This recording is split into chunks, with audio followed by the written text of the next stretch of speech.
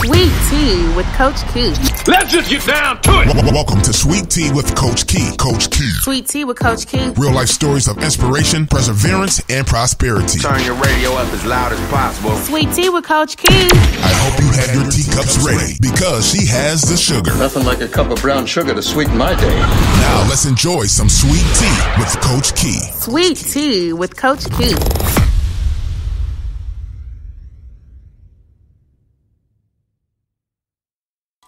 Welcome to this week's episode. So I am super excited about this episode because this morning when I woke up, I sort of felt like my day could go either way, right?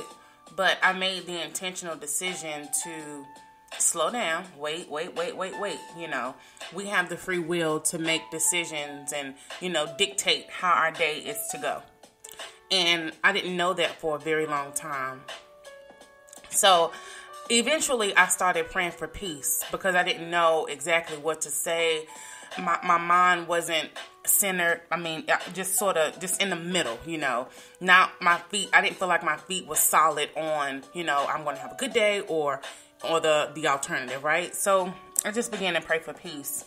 And I think despite what's going on in the world right now, despite that, if you place your attention on anything else, or if you have anything else going on, which I'm sure you do, because we have our own circumstances, that you just ask God to give you peace.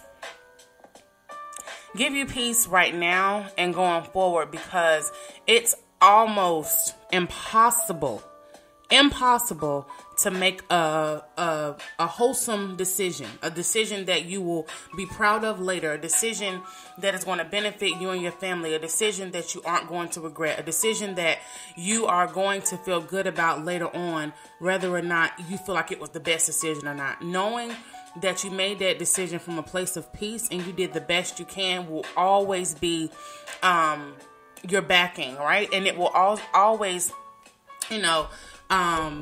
hold more weight than you saying you're making a decision based on the way that you feel.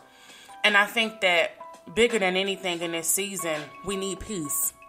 We need peace in the way that we respond to each other. We need peace in the way that we go about our day, not being filled with anxiety and rushed and heavy burden, no matter what's going on. There is a lot going on.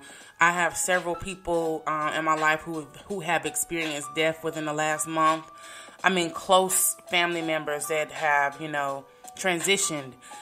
People who are sick, people who are going through cancer treatments. And aside from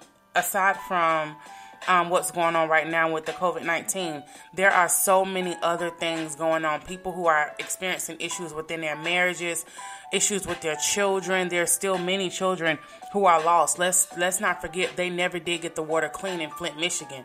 So with all that is going on, being able to move and make decisions and coexist with other people, we need peace.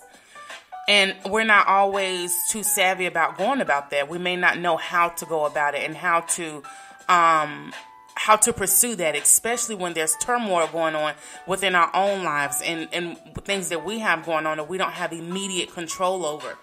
Our peace is compromised. And I also feel like that's one of the main weapons of the enemy is to compromise our peace.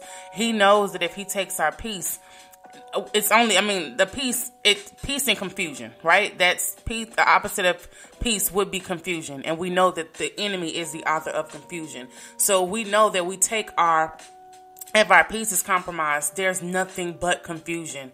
I'm not sure if you've ever went to God and asked him to give you peace, but oh my God, now is the best time if you ever considered it. Now is better than ever to ask him to give you peace with all the news, all the Facebook friend newscasters and the Facebook people prophets who think they know everything that is to happen and blah, blah, blah, blah, blah, right? The biggest thing to move in, the realm to move in, the space to remain in is in a place of peace. And it's available to you. It's available to you. We can't not lean on our own understanding if we're not operating from a place of peace. And the only way that we can fully trust God and fully operate in a place of obedience is to be in peace. So I ask you today, what are you waiting on? Pursue the peace that's available to you. It's like a present that's under the tree fresh every single day.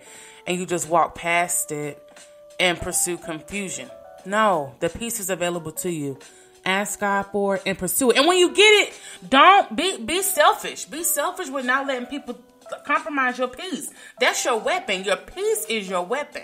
Because you being in a place of peace is going to make sure everything else sort of lines up. And you're not moving from a place of being impulsive and being emotion ridden. When you have peace, everything is to line up with you making decisions from a place of peace. And not conforming to people and their BS.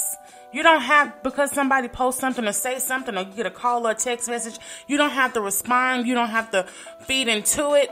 Be intentional about remaining in a state of peace. It's not worth it. Especially in this hour, it is not worth it. Keep your peace. Keep your peace. Keep your peace. But remember, you got to get it first.